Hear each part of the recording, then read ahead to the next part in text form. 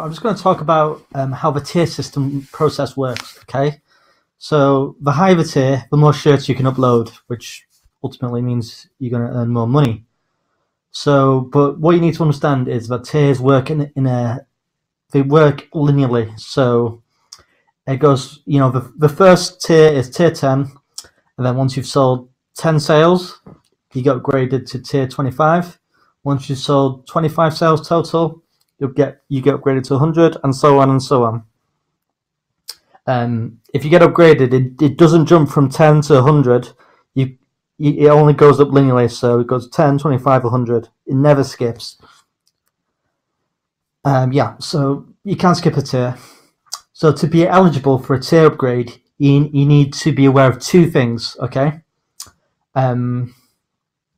Sales totals and amount of slots filled. So if you're in tier 100, you need 100 sales to be eligible for tier 500.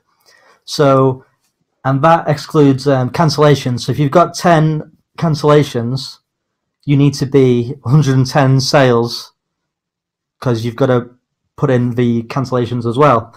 And then also, you need most of your slots filled. So the sweet spot is around 8%, but get it to 100% or even go into the drafts. But you need at least 80 design. If you're in tier 100, you need at least 80 designs to be live to be eligible. So if you're in tier 1000, you need at least 800 designs live. So sales and slots filled. That's what's going to trigger the tier upgrade. Okay. Hope you enjoyed the video. Now you can check out some of my products, which is merchautopilot.com. Merch Autopilot is a blueprint to help you with the outsourcing process. So when things get a bit hectic for you, you can go back to having a life again. My next product is merchcomplete.com.